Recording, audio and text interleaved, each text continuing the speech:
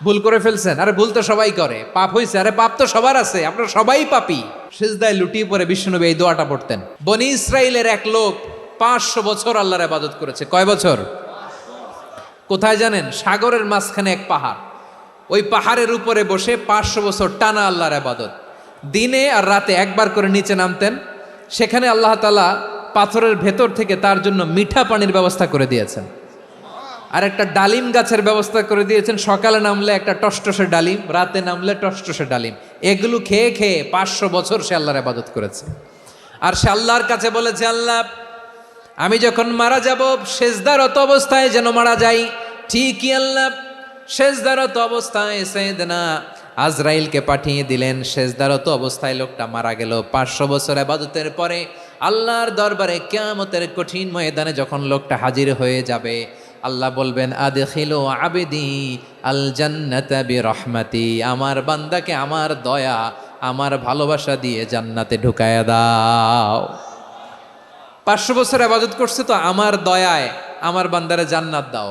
এই বান্দা বলে বালবি আমালি, আল্লাহ তোমার দয়া লাগবে কেন? আমি আমার আমল দিয়ে জান্নাতে যেতে চাই। কি দিয়ে?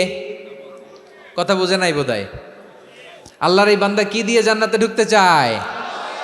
আমল দিয়ে। আল্লাহ বলছে আমার দয়ায় আমার বান্দারা জান্নাতে নিয়ে যাও ফেরেশতারা। এ বলে আল্লাহ তোমার দয়া লাগবে কেন? সেজদা তো কম দেই নাই, জিকির করতে করতে 500 বছর শেষ করে দিলাম, আবার তোমার দয়া লাগবে? আমি তো আমার আমলেই জান্নাতে যেতে পারি। আল্লাহ বলবেন তাই, ঠিক আছে, আমি চাইলাম দয়া দিয়ে জান্নাত দিব, তুমি চাইলে আমল দিয়ে ঢুকবা, ঠিক আছে, তোমার আমল আর আমার যে দয়া দুইটার একটু মাপ দেই। তোমার 500 বছরের ইবাদত এক পাল্লায় রাখো। আর আল্লাহ বললেন আমি যে দয়া করে এই দুনিয়ার নাজ নেয়ামত বিউটি সৌন্দর্য দেখার জন্য তোমারে দুটা চোখ দিয়েছিলাম, দুটা নয় একটা চোখ আরেক পাল্লায় রাখো। রাখা হবে, দেখা যাবে ওই 500 বছরের ইবাদত হালকা হয়েছে আর মুহূর্তের মধ্যে আল্লাহর দেয়া একটা চোখের নেয়ামত ভারী হয়ে গিয়েছে। আল্লাহ বলবেন তোমার কথা মতো মাপ দেয়া হলো, এবার ফলাফল দেখো। হিসাব বলে তুমি এখন জাহান্নামে যাবা, go to the hell fire, যাও এবার জাহান্নামে যাও। মাপ জোখে যখন আসছো আমার সাথে হিসাব ক্যালকুলেশন, যাও তুমি এবার জাহান্নামে যাবা। এবার লোকটা কাচুমাচু করে বলে আল্লাহ আমি বুঝি নাই, আল্লাহ আমি বুঝতে পারি নাই, খেয়াল করি নাই, তুমি আমারে ক্ষমা করো, তুমি আমারে মাফ করো। ও আল্লাহ এবার আমি টের পেয়েছি, এবার আমি বুঝতে পেরেছি তোমার দয়া ছাড়া দুনিয়ায় কেউ জান্নাতে যেতে পারবে না, কেউ পারবে না। আল্লাহ বললেন ওরে গোলাম তুই তো কিছুই ছিলি না, অস্তিত্বহীনতা থেকে তোরে অস্তিত্বে আনলো কে? ওই ছোট্ট শুক্রাণু থেকে মায়ের পেটে 9 মাস ধরে খাবার দিয়েছে কে? আবার সুস্থতার সাথে দুনিয়ার বুকে তোরে ডেলিভারির ব্যবস্থা করে দিল কে? আবার তোর মায়ের বুকের ভেতরে 2টা খাবারের লাইনের ব্যবস্থা করে দিল কে? আবার তোকে শৈশব পেরিয়ে কৈশোর পেরিয়ে তারুণ্য, তারপরে যৌবন, এগুলো দান করলো কে? তার চেয়েও বড় কথা, পাহাড়ের মাঝখানে সাগরের মাঝখানে 500 বছর ইবাদত করার শক্তি তোর গায়ে দিয়েছে কে? এই সাগরের মধ্যে লোনা পানি লবণের পানি মুখে দেয়া যায় না, সেখান থেকে আমি পাহাড়ের ভেতর থেকে মিঠা পানির ব্যবস্থা করে দিলাম। ওই জায়গায় তোরে রিজিকের বন্দোবস্ত করলো কে? সকাল বিকাল 2 বেলা টসটসে ডালিম খাওয়ার ব্যবস্থা করে দিল কে? তোর আবদার ছিল আল্লাহ আপনি আমারে সেজদারত অবস্থায় রুহু কবজ করবেন, তোর শেষ আবদারটাও পূরণ করেছে কে? ও গোলাম আমার রহমতের তুলনায়, আমার নেয়ামতের তুলনায় তোর 500 বছরের ইবাদতের কোনো ওজনই হবে না। গোটা বিশ্বের কেউ কোনোদিন আমার জান্নাতে ঢুকতে পারবে না আমি আল্লাহর দয়া ছাড়া। হুয়ার রহমানুর রহিম, তিনি দয়াময়, তিনি মেহেরবান। জিব্রাইল আলাইহিস সালাম বিশ্বনবীর এই লম্বা হাদিসটা যখন শোনালেন, আমি যা যা বলছি এটা বিশাল এক হাদিসের অনুবাদ। বললেন ইয়া মুহাম্মদ এই দুনিয়ার সবটাই চলে আল্লাহর রহমত দিয়ে। হাদিসের শেষ কথা, সব চলে আল্লাহর কি দিয়ে? তখন বিশ্বনবী সাহাবাদের বললেন ও সাহাবারা শোনো, আল্লাহর জান্নাতে কেউ কোনোদিন প্রবেশ করতে পারবে না তার রহমত ছাড়া। সাহাবারা বললেন ইয়া রাসূলুল্লাহ আপনিও না, আপনিও কি আল্লাহর রহমত ছাড়া প্রবেশ করতে পারবেন না? বিশ্বনবী বললেন না আমিও না, আমি বিশ্বনবীও আল্লাহর জান্নাতে আল্লাহর রহমত ছাড়া ঢুকতে পারবে না, তবে কিয়ামতের দিন আল্লাহর রহমত আমার চারদিকে বেষ্টনী দিয়ে থাকবে। আল্লাহ নিজের পরিচয় দিয়ে বললেন, আলিমুল গায়বি ওয়াশ শাহাদাতি হুয়ার রহমানুর রহিম। আমি হলাম রহমান, আমি রাহিম। আল্লাহরে চিনছেন? ওবারও খালির ভাইয়ের, আপনার রবকে চিনতে পারতেছেন? তিনি দয়ার সাগর, তিনি মায়ার সাগর। তার দয়ার সাগর যে কত বড় আপনার কল্পনাতেও নাই। এজন্য আপনার পাপ যত বড় হোক, অন্যায় যত বড় হোক, অপরাধ যত বড় হোক, আপনার জুলুম যত বড় হোক, আল্লাহর রহমান নামের দরিয়া তার চাইতেও বড়। আল্লাহ বললেন, খুলিয়া ইবাদিয়াল্লাযীনা আসরাফু আলা আনফুসিহিম লা তাকনাতু মির রাহমাতিল্লাহ ইন্নাল্লাহা ইয়াগফিরুয যুনুবা জামিআ ইন্নাহু হুয়াল গফুরুর রহিম। ও আমার গুনাহগার বান্দারা শোনো, জুলুম করেছো, ভুল করেছো, অন্যায় করেছো, আল্লাহর রহমত থেকে নিরাশ হয়ো না। আমরা বিশ্বাসীরা কশিনকালে আল্লাহর রহমত থেকে নিরাশ হব না, ঠিক কিনা বলেন? আল্লাহর রহমত থেকে নিরাশ হবেন? ভুল করে ফেলছেন, আরে ভুল তো সবাই করে, পাপ হয়েছে, আরে পাপ তো সবার আছে, আমরা সবাই পাপী, সবাই পাপী। যত পাপ হোক, ভুল হোক, অন্যায় হোক, অনুতপ্ত হয়ে তওবা করে, অজু করে, জায়নামাজটা বিছিয়ে সেজদা দিয়ে চোখের পানি ছাড়েন। চোখের বেয়ে পড়া পানি আল্লাহর কাছে যে কত প্রিয়। অনুতপ্ত বান্দার চোখের পানির ফোঁটা তার চোখ বেয়ে, নাকের ডগা বেয়ে জমিনে ড্রপ করার আগেই আল্লাহর ওই বান্দার সব গুনাহ মাফ করে দেয়। আল্লাহ বললেন, আমি রহমানুর রহিম, আমি দয়াময়, আমি মেহেরবান। এরপর আল্লাহ বললেন, হুয়াল্লাহুল্লাযী লা ইলাহা ইল্লা হুয়াল মালিকুল কুদ্দুসুস সালামুল মুমিন। ওয়াল্লাহুল্লাযী, তিনি এমন আল্লাহ, লা ইলাহা ইল্লাহু, তিনি ছাড়া কোনো ইলাহ নাই। আল মালিক, তিনি হলেন আল মালিক। দুইটা শেষ, আর রহমান আর রাহিম শেষ। এবার আল্লাহ 3 নম্বর গুণবাচক নামের পরিচয় দিচ্ছেন। আল্লাহ বলছেন, আমি হচ্ছি আল মালিক। আমি কি? মানে সম্রাট। আল মালিক মানে হচ্ছে the king, the king of kings. সব রাজার বড় রাজা, মহারাজা। তার চেয়ে বড় রাজা আর কেউ নাই, তার চেয়ে বড় সম্রাট আর কেউ নাই, তার চেয়ে বড় ক্ষমতাধর সত্তা মহাবিশ্বে দ্বিতীয় কেউ নাই। চিৎকার করে বলেন ঠিক কিনা? তিনি আল মালিক। আল মালিক মানে ক্ষমতাধর, ক্ষমতার মালিক, রাজা ধীরাজ বাদশাহ। তার ক্ষমতা আর আমাদের ক্ষমতা একরকম নাকি? হ্যাঁ, আমাদের দুনিয়াতে ক্ষমতা অস্থায়ী ক্ষমতা, ঠিক কিনা বলেন? আইজ আছে কাল নাই, এরকম না ক্ষমতা? আল্লাহর ক্ষমতাও তো এরকম না, আইজ আছে কাল নাই এরকম। দুনিয়াতে দেখবেন কোন দেশের প্রেসিডেন্টের 4 বছরের ক্ষমতার মেয়াদ, কোন দেশের 5 বছরের। আল্লাহর কয় বছরের? 10 বছরের নাকি 20 বছর, 100 বছর। আল্লাহর ক্ষমতার মেয়াদ কতদিন বলেন? বুঝে থাকলে বলেন তো। চিরকাল তার ক্ষমতার মেয়াদ। চিল্লায় বলেন ঠিক কিনা? নিরঙ্কুশ ক্ষমতা, একচ্ছত্র ক্ষমতা বলতে যা বুঝায়, এই ক্ষমতা একমাত্র আল্লাহরই আছে। আমাদের ক্ষমতার জন্য আমরা ডিপেন্ড করতে হয়, ওর ডিপেন্ড লাগে, ওই জনমত নেওয়া লাগে, ওই জনগণের কাছে যাওয়া লাগে, ভোট চাওয়া লাগে, এরা ভোট দিলে এরপরে আমরা আসবো, ঠিক কিনা? আবার জনগণ না চাইলে আমরা নাই। আল্লাহর ক্ষমতা কি এরকম? হ্যাঁ, আবার দেখবেন দুনিয়াতে ক্ষমতায় যাওয়ার জন্য জোট করা লাগে। জোট, জোটের রাজনীতি আছে না নাই? জোট হয়, শরিক হয়, এই হয়, সেই হয়, নানাভাবে দুনিয়াতে ক্ষমতায় আসতে হয়। আল্লাহ বলে, আমার ক্ষমতার জন্য কারো উপর বিন্দু পরিমাণ আমার ডিপেন্ড করা লাগে না। সৃষ্টি শুরু থেকে আমি ক্ষমতার চেয়ারে বসা, মহাবিশ্বের শেষ পর্যন্ত, সীমাহীন ভবিষ্যৎ পর্যন্ত আমি ক্ষমতার চেয়ারে থাকব। আমি হলাম আল মালিক। আমার ক্ষমতার কোনো কমতি নাই, কোনো ঘাটতি নাই। কেউ আমার ক্ষমতা থেকে নামাতে পারবে না। পারা যাবে? এই যে আমরা ফ্যাসিস্ট সরকারের যে আপনারা নামাই দিছেন গণ অভ্যুত্থান করে, মনে আছে? 5ই আগস্টের কথা ভুলে গেছেন এত তাড়াতাড়ি? মনে আছে? আছে। তা আমরা সবাই মিলে যদি একটা গণ অভ্যুত্থান করি, তাইলেই তো আল্লাহর ক্ষমতার চেয়ার থেকে নামায় ফেলানো যায়। হ্যাঁ, যাবে না? পারবো না আমরা? কি বলে, পারা যাবে না?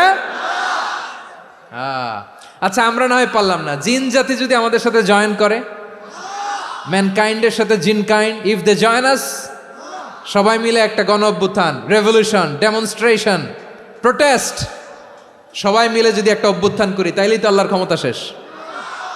আওয়াজ করে বলেন, তাইলে কি আল্লাহর ক্ষমতা শেষ হবে? তাহলে আমরা সবাই মিলে একটা গণ অভ্যুত্থান যদি করি, আল্লাহর ক্ষমতা থেকে নামানো যাবে? আল্লাহ বলেন না, আমি হলাম আল মালিক, আসল ক্ষমতার মালিক, the king of kings, the owner of ultimate power, the owner of ultimate authority, the owner of ultimate sovereignty. নিরঙ্কুশ একচ্ছত্র ক্ষমতার মালিক হচ্ছি আমি আল্লাহ। আল্লাহ তাআলা সূরা মুলকের শুরুতে বলছেন, তাবারাকাল্লাযী বিয়াদিহিল মুলকু ওয়া হুয়া আলা কুল্লি শাইইন কাদির। মহিমান্বিত সত্তা, যার হাতে ক্ষমতা, তিনি যা চান তাই করতে পারেন। আওয়াজ করে বলেন তো তিনি কে? আবার আল্লাহ বলেন, কুলিল্লাহুম্মা মালিকাল মুলকি তুতিল মুলকা মান তাশাউ ওয়া তানজিউল মুলকা মিম্মান তাশা ওয়া তুইজ্জু মান তাশাউ ওয়া তুযিল্লু মান তাশাউ বিয়াদিকাল খায়র ইন্নাকা আলা কুল্লি শাইইন কাদির। আল্লাহু আকবার। হে নবী, আপনি বলুন, আল্লাহুম্মা মালিকাল মুলক, আল্লাহ আপনি ক্ষমতার মালিক। তুতিল মুলকা মান তাশা, যাকে চান তারে ক্ষমতার চেয়ারে বসান। ওয়া তানজিউল মুলকা মিম্মান তাশা, যাকে চান তাকে ক্ষমতার চেয়ার থেকে ছুঁড়ে ফেলে দেন। তিনি কে? ক্ষমতার চেয়ারে বসায় কে? আবার মনে চাইলে আস্থা করে ছুঁড়ে নিক্ষেপ করেন, তিনি কে? আবার আল্লাহ বললেন, ওয়ালাম ইয়াকুল্লাহু শারীকুন ফিল মুলকি, আমার ক্ষমতায় কোনো শরিক নাই, কোনো জোট নাই, কোনো পার্টনার নাই, কোনো অংশীদার নাই। আবার আমি চলে গেলে আমার ক্ষমতার দাবিদারও কেউ নাই। আল্লাহু আকবার। এই দুনিয়াতে রাজা মারা গেলে পরের রাজা কে হয়? রাজার ছেলে রাজা, ঠিক কিনা বলেন? আল্লাহ চলে গেলে আরেকজন বসবে নাকি? এরকম না, তার ক্ষমতার সাথে দুনিয়ার ক্ষমতার কোনো মিলই নাই। এজন্য তিনি তার নাম দিয়েছেন আল মালিক।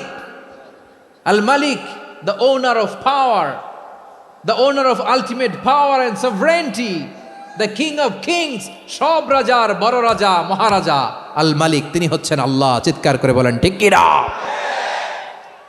তিনি আসল ক্ষমতার অধিকারী। দুনিয়াতে যে আমরা ক্ষমতা নিয়ে কামড়াকামড়ি করি, মারামারি করি, কিয়ামতের দিন আল্লাহ জিজ্ঞেস করবেন, কই তোদের ক্ষমতা, আজকে বল। কিয়ামতের সময় সব মানুষগুলো যখন ইন্তেকাল করবে, সব জিনেরা যখন ইন্তেকাল করবে, সব ফেরেশতারা যখন ইন্তেকাল করবে, বাকি থাকবে মালাকুল মাউত।